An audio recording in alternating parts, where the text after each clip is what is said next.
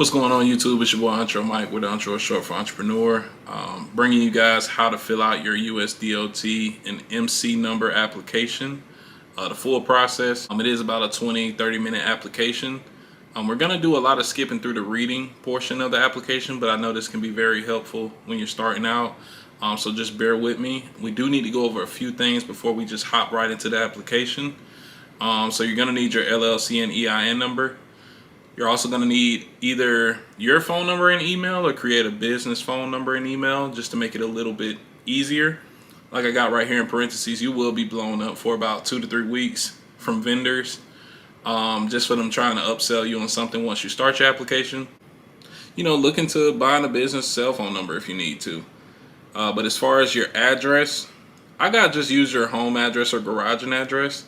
You do not want to overcomplicate this application. You also do not need VIN numbers. That's a common misconception, is that people think you need VIN numbers in order to start the application. You also do not need insurance before starting the application, okay? And as I said at the end, for all of your insurance needs, just call 980-391-2713.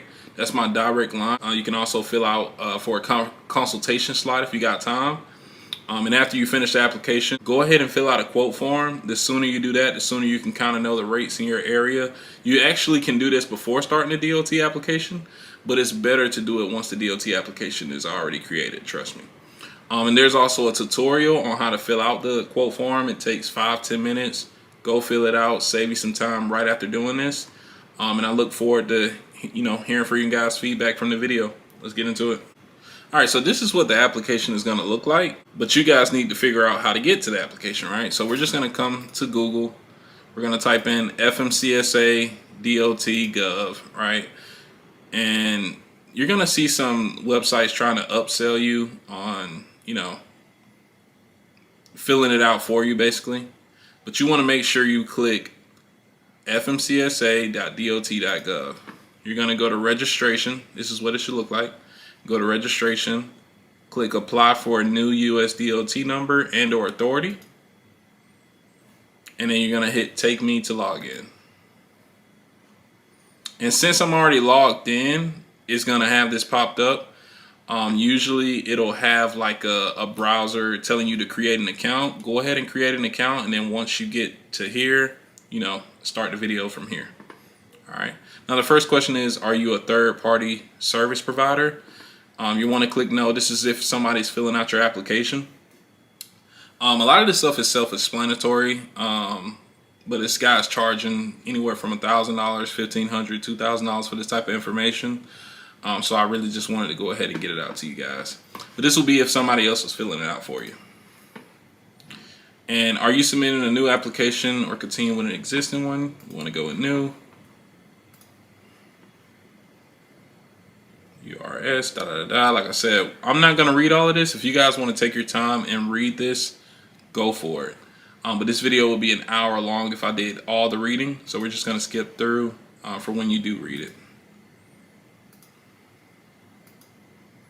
It's just kind of going over everything that you need, but I already kind of went over that at the beginning. All right, so this is your application ID. You do want to copy and paste this into your notes or write it down or, save it in your phone just in case you need it later. Haven't had anybody have issues with not having their application ID, just throwing that out there.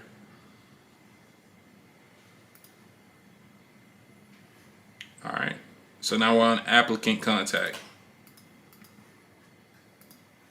So applicant representative will be, like I said, if somebody else was filling it out for you. You're going to click company contact. You're going to put your name. For application contact title, you want to put owner. And then this address right here, this is where I would put your address that you're going to use. I highly recommend that this address is your home address. Like I said, do not overcomplicate it. If you went through InkFile or got like a third-party service to get an address that's virtual, you can do that, but I wouldn't recommend it. You want it to be somewhere where you can get your physical mail from. Like you want a physical address. Then all this other stuff is kind of self-explanatory. Like I said, you want to put your business address. Make sure for your company telephone number and cell phone number. If it's the same, just put the same information. Same for fax. And you want to put your best email.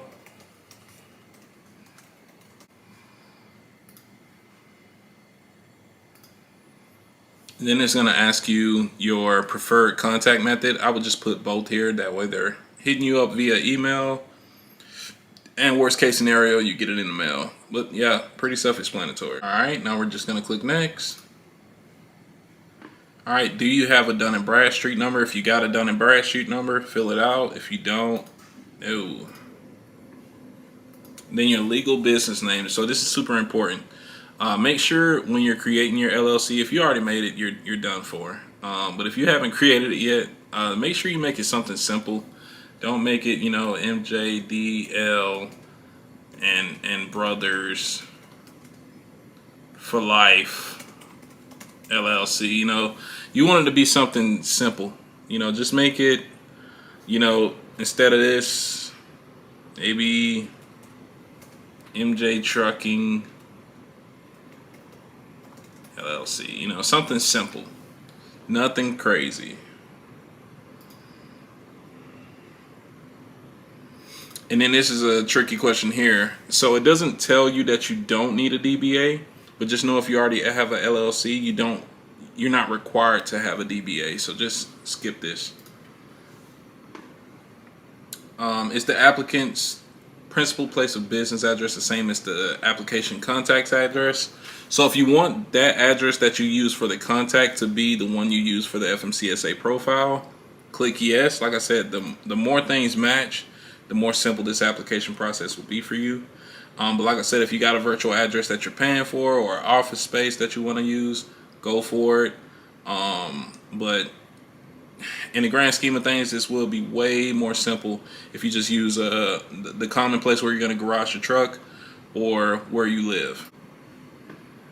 All right, and then we're gonna redo the phone number information one more time. Well, probably another time. All right, so this is where your EIN number is gonna come in. If you're doing a sole proprietorship or individual, you want to put your social. If you got an LLC, S corp, C corp, make sure you pick EIN and put that information in.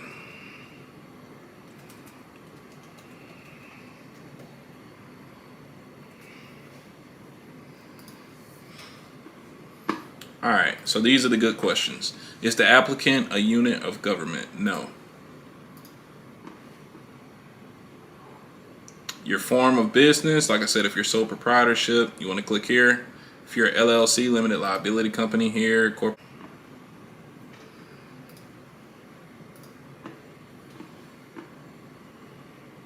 Business description, owned and controlled by a citizen of the U.S. Alright, so company contact 1. Assuming it's going to be used, so I'll just put the same information.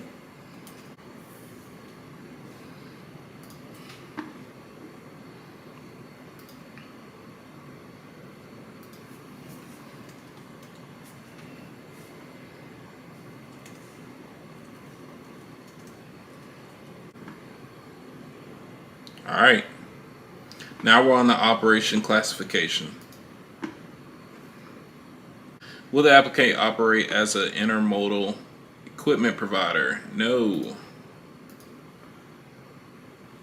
Will the applicant transport property? Yes, you are transporting property for hire. Will the applicant receive compensation for business of transporting property belonging to others? Yes. What type of property will the applicant transport? We're not doing hazmat. We're not doing household goods. Not doing exempt commodities. We're doing other non-hazardous freight. We're doing general freight, just keep it simple. Will the applicant transport non-hazardous materials? Yes. Known as interstate commerce. Yes, we're going to go over the road. Will the applicant transport their own property? No.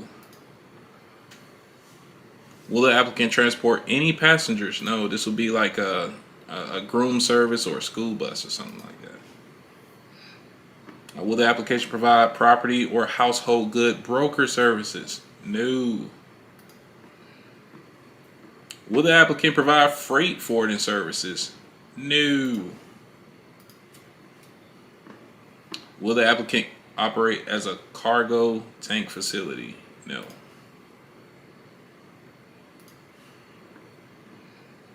Drive away? No. Tow away? No. Alright, and you see the only thing we got clicked right here, guys, is general or freight. That's all you want to have. Do not overcomplicate and go to clicking, because insurance companies don't like that.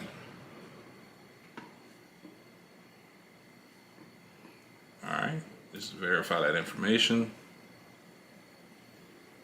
Alright, the FMCSA needs to capture some details regarding the motor vehicles you plan to operate. This is super important. Please provide the number of non-commercial commercial vehicles that the applicant plans to operate. We're going to put 0. Even though the 26-foot box truck is non-CDL, it's still a commercial vehicle because it's over 10,000 pounds. So right here, we're going to put 1 for straight truck. Then the rest, we're going to put 0. But just to keep this simple, for box trucks, you're going to put 1 for straight truck. The rest are going to be 0. This is going to make sure you get the right insurance requirement. Alright, so please provide the number of commercial motor vehicles that will operate in Canada or Mexico. 0. So we're going to put the number of trucks that we're going to basically put over the road. Put 1 for interstate. For intrastate, meaning in-state only, we're going to put 0. Because we are going to cross state lines. Going to click next. Alright, the type of drivers you will utilize. So, what is the number of drivers who will operate interstate within 100 mile? No. We're going more than 100 miles interstate. What is the number of drivers who will operate solely intrastate? We're still going to put 0 for both. We're making it perfectly clear that we're going over the road. Alright, what are the numbers of drivers with a commercial driver's license? Oh, so basically, how many drivers got a CDL? I'm going to put 0 since this is for non-CDL box trucks. What are the number of drivers who will operate in Canada or Mexico? Same, 0. Alright, click next. We're almost done, guys. So now we're talking about the financial responsibility, which is your insurance. Alright. Is the operation classification section of this application you specified the entity will be transporting property, interstate, and for compensation? Will any of this property get transported in vehicles that are greater than or equal to 10,001 pounds? Yes, this is perfect. Alright, so now you're going to have a BIPD limit of 750,000 in order to go active with the FMCSA. That's what we want. Click next.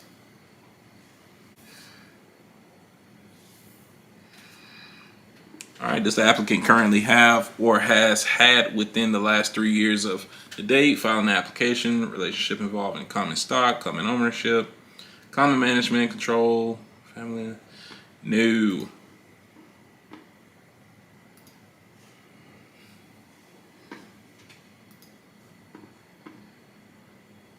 Alright, here goes the certification statement. This is where you sign your life away.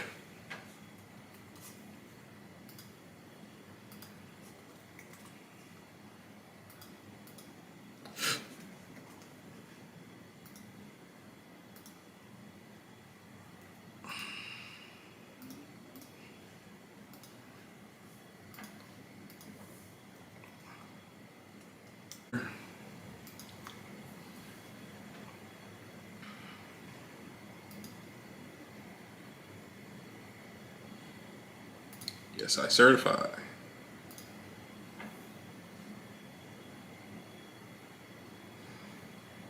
Yes, I certify. Does the applicant certify as qualified? Yes, I certify.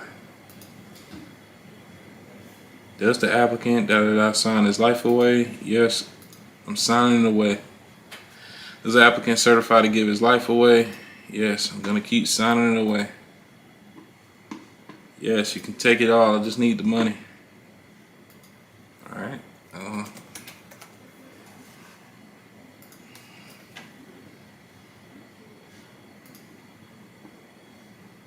All right, here goes the applicant's oath. Here's another one. Let's sign it all away. Let's sign away every right. You're gonna be over the road anyways. All right. Let's sign it away.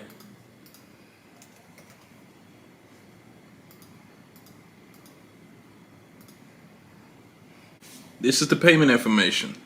The FMCSA has determined that the applicant will operate as a for-hire property carrier, general freight. To proceed with submitting the applicant's application, an application fee of $300 is required. So if you get to this part and this page pops up, you did it correctly. Congratulations, guys. All right. So now this is the fun part. This is where you go and pay. So I'm not going to run you guys through paying. All you got to do is click next and go and pay for it and submit your payment right here.